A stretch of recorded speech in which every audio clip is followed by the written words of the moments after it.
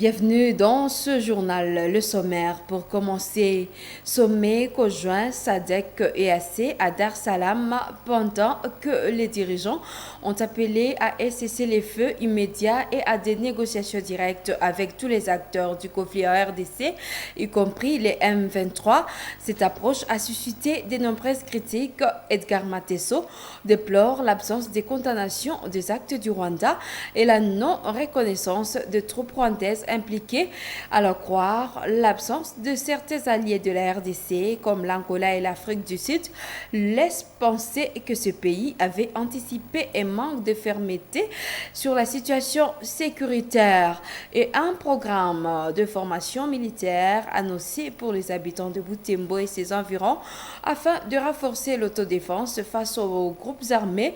Tempos Yotama, ancien député qui a apporté cette nouvelle, avance que cette formation se déroulera à Beni Nyaleke, comprendra 3 volets, à savoir la réserve armée pour la défense locale et la formation des militaires de carrière. Les inscriptions sont ouvertes aux jeunes de 18 à 35 ans. Voilà tout pour le sommaire. Restez branchés pour les détails. Rendons-nous d'abord à Goma où les activités scolaires n'ont pas repris ce lundi 10 février malgré l'appel des autorités scolaires aux parents à envoyer leurs enfants à l'école. La situation reste confuse, s'inquiète maître Achille Kapanga, notable du Nord Kivu. Il regrette que les habitants de Goma soient confrontés à de multiples difficultés sous l'emprise des rebelles. Ce juriste et notable du Nord Kivu demande au gouvernement congolais de mettre en place des mesures urgentes pour restaurer la paix dans cette partie de la RDC. Maître Achille Kapanga dans ses propos. Beaucoup de gens ont pensé que la vie allait reprendre normalement à Goma, mais la situation que nous sommes en train de traverser aujourd'hui prouve que les élèves ne sont pas partis à l'école et beaucoup d'activités n'ont pas pu reprendre. Parce qu'il est difficile que les gens vivent dans une grande ville comme Goma, sans justice, sans police, sans droit, sa banque, c'est compliqué. Alors, les activités ne peuvent reprendre que lorsque les banques seront ouvertes, les écoles, peut-être les juridictions compétentes de droit et la police et consorts.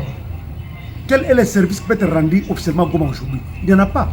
Les gens n'ont ni loi, ni constitution, ni quoi que ce soit. Et vous pensez que ça va être condition qu'on doit laisser une population de la ville de Goma? Non.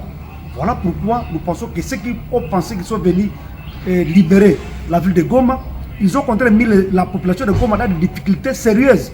Toutes les activités maintenant sont paralysées. Les pillages qu'on est en train de crier par-ci par-là, ça fait un peu très mal. Voilà pourquoi nous continuons à recommander, à demander à notre pouvoir central de faire le plus tôt possible pour que la vie reprenne à Goma. Ce qui s'est passé à l'EAC là-bas, on s'est juste dit qu'on a semblé qu'on sait que ces gens-là veulent peut-être officialiser la rébellion. Or, nous sommes un État indépendant, nous venons fraîchement des élections. On ne peut pas même accepter que les gens viennent perturber la vie de la population. En tout cas, c'est juste ça notre recommandation. Merci beaucoup.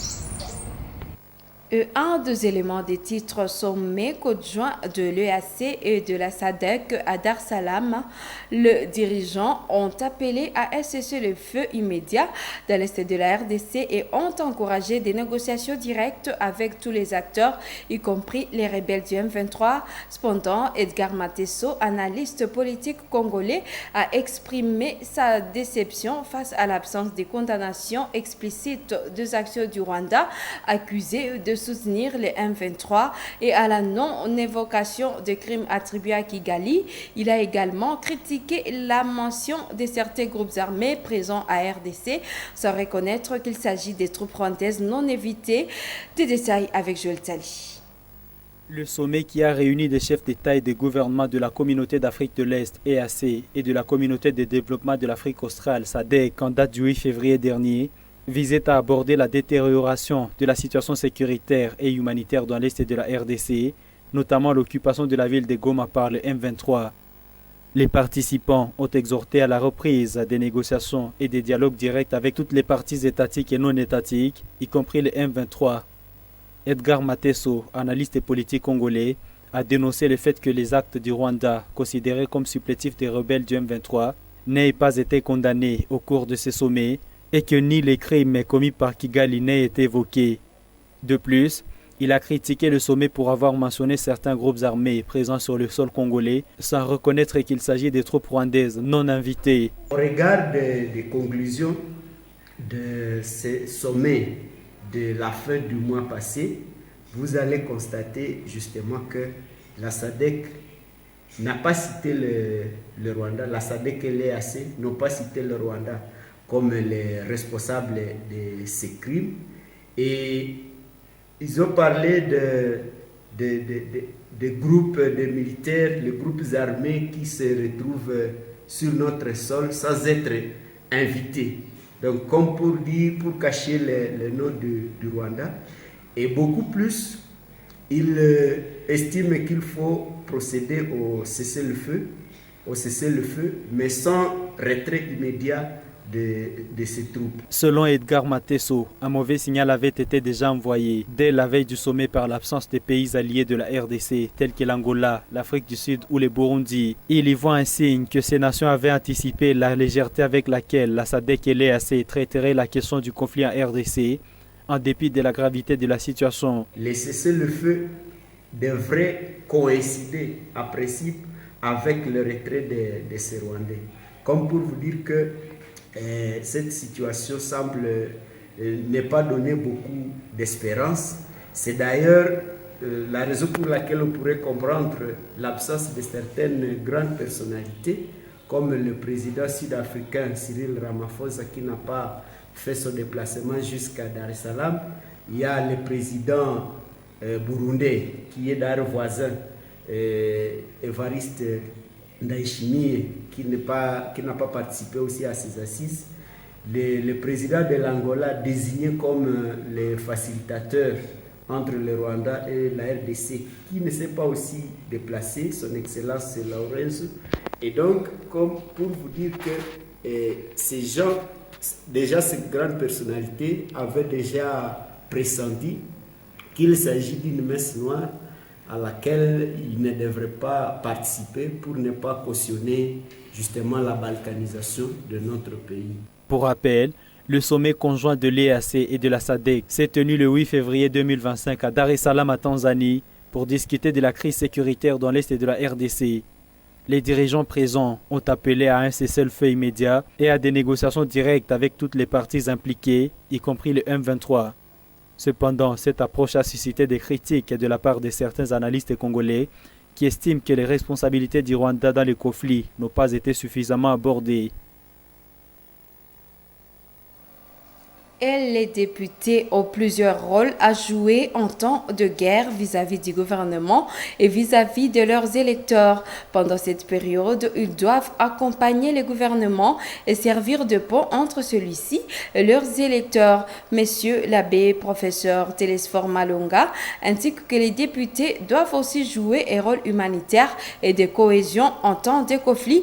Isabelle Wangaimuka et Mme Penzima Zekeli. Les députés jouent un rôle de représentation et de contrôle des institutions. Ils élaborent également des lois. Mais en période de guerre, ils doivent accompagner la population qui se trouve dans des conditions humanitaires peu favorables, a dit M. l'abbé professeur Télésphore Malonga, un constitutionnaliste. Que nous avons épinglé ici comme principale fonction peut alors s'ajouter aussi principalement une mission, je dirais, humanitaire. Voilà, parce qu'au niveau du gouvernement, nous avons un ministère des Affaires sociales et même un ministère de l'Action humanitaire. Et donc, ils doivent d'abord sensibiliser le ministre chargé de ces questions-là à venir en aide à toutes ces personnes qui sont victimes de cette situation-là. Et contrôler si réellement il y a une aide qui est débloquée, si elle arrive vraiment aux bénéficiaires. Parce qu'il peut arriver qu'on veuille secourir des gens, mais les missions sont tellement pléthoriques que parfois l'aide est diluée dans ces missions-là au lieu de parvenir à ceux qui en ont vraiment besoin. Voilà. Un autre élément, c'est que dans un contexte comme ça de sécurité, même de guerre, parce qu'il faut le dire, nous sommes en guerre, et les députés doivent d'abord essayer de préserver la cohésion au niveau national. Parce que lorsqu'on a des sons discordants, les citoyens ne savent plus à quoi s'attenir. Il est donc important que les députés d'abord fassent une analyse commune pour consolider d'abord l'unité nationale. Parce que lorsque le pays est menacé, je ne crois pas qu'il y ait besoin de se dire on est opposant ou on est de la majorité. C'est d'abord la nation qui est menacée. Donc il est important qu'ils parlent d'une même voix. Il ajoute que les députés doivent jouer sur la cohésion du peuple en temps de guerre, étant donné que la guerre appelle à la mobilisation de tous contre l'ennemi. Si jamais le chef de l'État le demande, parce que lorsqu'il y a des circonstances exceptionnelles, comme c'est le cas de la guerre, nous avons les articles 85, 86, et 143, 145, même 152, qui disent que le chef de l'État peut prendre un certain nombre de mesures qu'il juge nécessaires. Mais pour cela, il a souvent besoin des autorisations des parlementaires. Ça, c'est aussi le rôle d'autoriser le président. Et pendant cette période-là, ils doivent aussi contrôler le degré de respect des droits des citoyens. Parce que les circonstances exceptionnelles entraînent souvent des violations, des risques graves de violations des droits de l'homme. Et donc les députés doivent être là pour veiller à ce que les droits des citoyens soient respectés. Les députés et les sénateurs peuvent également autoriser le président à prendre des mesures spéciales en cas de nécessité et en faire les suivis. Il s'agit par exemple de la déclaration de l'état de siège et de l'état d'urgence. Autre chose dans cette édition, le député honoraire de Butembo, Temposi Otama, a annoncé un programme de recrutement massif pour une formation militaire destinée aux habitants de Butembo et ses environs. Lors de points de presse tenus ce lundi 10 février à son bureau de Muntanga, il a précisé que cette initiative vise à apprendre aux volontaires les bases de stratégie militaire et le maniement des armes afin de défendre la patrie contre les ennemis responsables des violences dans la région. Cette formation d'une courte durée se déroulera à Beni dans le centre d'instruction de Nyaleke. Nous suivons le reportage signé Mme Penzima Zekeli. C'est dans cette cour de son bureau que Temposi Otama a dévoilé cette formation accélérée destinée aux volontaires prêts à défendre la population face aux attaques des groupes armés, notamment les M23 RDF, soutenus par les Rwandais et les ADF. L'ancien député, figure de la véranda Mutsanga, a fait cette annonce après son échange avec le gouverneur militaire du Nord Kivu, le général-major Évariste Kakule Somo, la semaine précédente à Beni. Nous appelons toute la population du Nord Kivu. On l'a toujours dit, qui veut la paix prépare la guerre. Excellence, monsieur le gouverneur, nous a fait savoir qu'il a un programme très ambitieux. Et ce programme porte sur un recrutement massif de la population pour des services militaires. Les différentes guerres d'agression, les sécurités dans notre province, qui revient et qui est devenu un cycle infernal, ça revient, ça s'arrête, ça revient. Il a finalement dit, dans sa vision, il voulait que finalement la province et l'Est en général soient sécurisés. Le programme de cette formation est structuré à 3 volets. Il comprendra la réserve armée pour la défense RAD, la défense locale et une formation pour les militaires de carrière, a précisé Temposi Otama. RAD, réserve armée pour la défense. Ça consiste à faire en sorte que toute personne qui le veut, a besoin tout le monde de venir apprendre comment manipuler l'arme. Ce sont des histoires qu'on a eu à prêcher depuis longtemps, mais finalement ça arrive. Même les chevaliers de la plume, tout le monde, il viendra passer au centre de formation pour apprendre à manier l'arme. Et cela, le programme va venir selon les instructeurs. Quand il y aura nécessité, toutes ces personnes qui auront déjà eu à apprendre comment manipuler les armes, ils vont venir pour aller chasser l'agresseur. Après les opérations, madame la journaliste, elle va retourner dans son métier de journaliste, les étudiants vont retourner à l'école, les taximens vont retourner et la vie va continuer. Ça, c'est la première étape de formation, ou une phase, l'une des phases de formation. Deuxièmement, il y a ce que, Excellence, monsieur le gouverneur, a appelé local defense, ou la défense locale.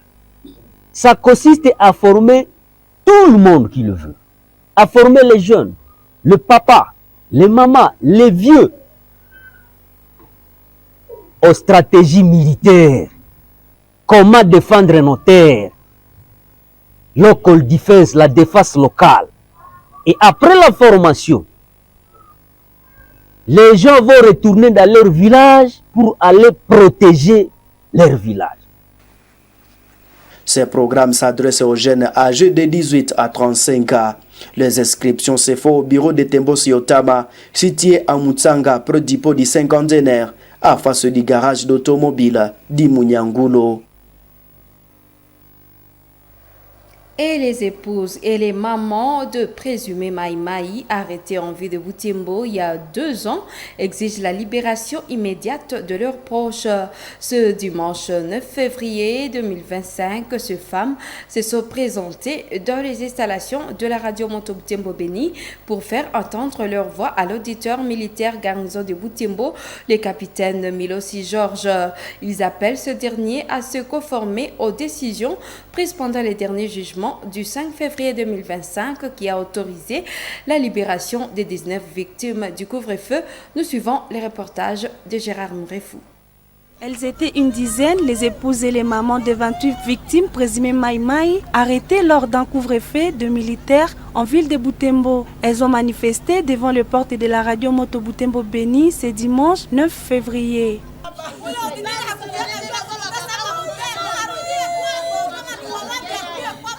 Ces femmes rouges de colère exigeaient la libération de leurs proches de nouveau transférés en prison de Béni Kangwai par l'auditeur militaire garnison de Butembo, le capitaine Ngoua Milosi Georges, après avoir été torturés. Maître Meribokito Salama, qui suit de près cette situation, a demandé à l'auditoire militaire de remettre les personnes arrêtées dans leurs droits, vu que le tribunal avait déjà tranché les dossiers et autorisé leur acquittement le 5 février 2025. Le tribunal a demandé que les 19 personnes acquittées partent sur les champs et sur les bancs. Et donc, parce que le jugement a été rendu au niveau de Kakwangura, il faudrait qu'on ait d'abord le mandat d'élargissement pour que ces gens partent, ça qu'il y a encore de troubles derrière tout ça. Au lieu qu'ils signent le mandat d'élargissement pour que les enfants soient libres, parce que le tribunal a acquitté ces enfants, nous étions étonnés, surpris avec les parents des enfants, que l'auditeur a ramené les enfants, a conduit les enfants à Béni, à la prison Kangwai. Donc il a fait quitter les enfants ici vers 23h, 0h la nuit, pour dépêcher les enfants à Kangwai. Et il s'écrit être au-dessus de la loi parce qu'il n'a même pas su respecter la décision du tribunal. Le manifestant ne cesse de clamer l'innocence de leurs proches qui sont tués en petit feu dans la prison. D'ailleurs, 2 d'entre les personnes arrêtées sont déjà décédées en prison. Alikiabeba watoto anadanganya ba maître ase atalibere watoto tena busiku anakia babeba anabavalisha sena mateni tena anaenda pigisha fimbo ku auditora ile pinyake pombe watoto nyaba pinyake pombe mtu anakuwa claire kwa mtoto wake mama ndio sasa auditeur senyetire yake tik zenye shacha anaacha watoto wetu kule watoto wetu habana kosa kumbe bakuba baliona makosa. Contacté à ce sujet par Radio Moto Butembo Béni, l'auditeur militaire garnison de Butembo, le capitaine Ngoua Milosi Georges, s'est réservé de tout commentaire. Pendant le couvre-feu des militaires FARDC à Miak, Furu, Kalemire, Kiriva et Kangote, dans les communes de Boulenguera et Boulamba, 30 personnes avaient été arrêtées et transférées dans la prison de Béni il y a 2 ans. Parmi ceux-ci, 2 ont perdu la vie suite aux mauvaises conditions de détention et manque de suivi des dossiers par la justice locale. Commentaire de Clémence dans les reportages de Gérard. Et autre chose, les déplacés de récents massacres perpétrés dans plusieurs villages du groupement Mounier en territoire de Lubero se sont rassemblés à l'Institut Lingombe à Fourou. Cette rencontre leur a permis de discuter de leurs conditions de vie actuelles ainsi que du sort de victimes tuées lors des attaques menées par des hommes armés dans le village de Massoya et ses environs. Ils ont également été appelés à recenser toutes les victimes et les dégâts matériels afin de faciliter les enquêtes à cours. Nous suivons le commentaire de Gérard Mourefou. Les déplacés venus du groupement Mounier et accueillis par des familles en ville de Butembo se sont réunis de l'après-midi à l'Institut Lingombe.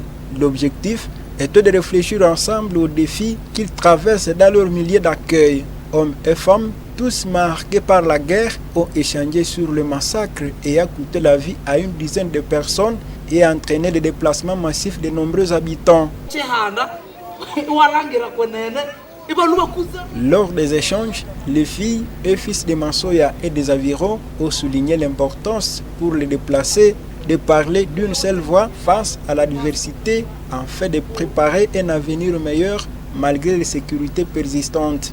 Les originaires de Mounier, Massoya et d'autres villages ont exhorté les déplacés à recenser avec précision les pertes humaines et matérielles causées par ces attaques. Ce travail étant essentiel pour faciliter les enquêtes et préserver la mémoire des événements.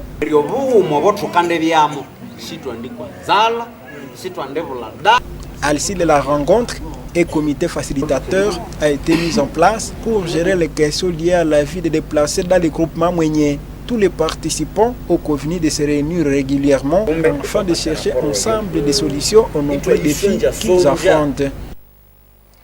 Et les nouveaux étudiants de la faculté du développement de l'université de l'Assomption au Congo ont été officiellement accueillis dans leur filière le samedi 8 février. La journée a débuté par une messe célébrée à Moussienene, suivie des matchs de football entre anciens et nouveaux étudiants, avant de se clôturer par une ambiance festive à l'espace Mirembe, un moment de convivialité marqué par des discours et repas fraternels et des danses. Mirembe Kitawite, détail. Toutes les activités ont commencé par une messe célébrée dans la chapelle de l'hôpital de référence de Moussienene.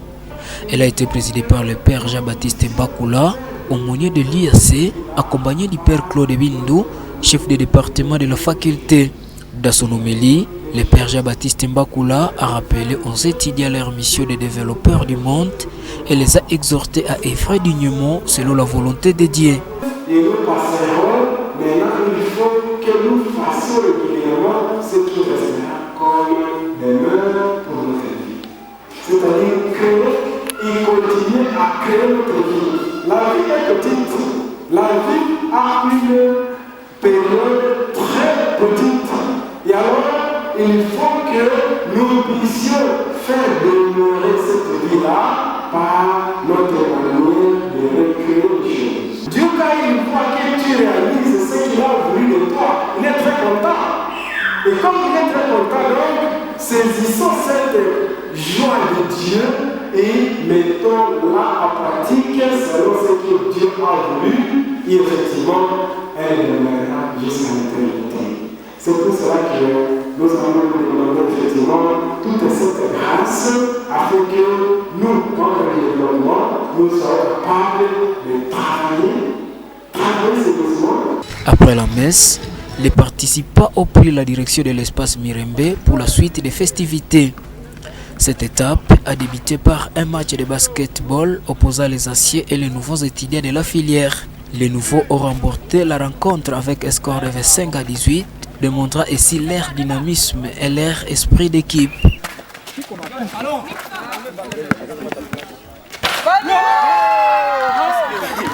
Avant d'ouvrir les festivités, le chef de département, le père Claude Bindou, s'est adressé aux étudiants en présence du comité de gestion de l'IAC et des aciers de la faculté. Il les a félicités pour l'organisation réussie de cet événement. Je dis merci pour la deuxième activité qui vient de se dérouler. c'est le match de basketball. Et félicitations aux gagnants et courage aux perdants. Que ce soit les gagnants, que ce soit les perdants, c'est le développement qui a gagné.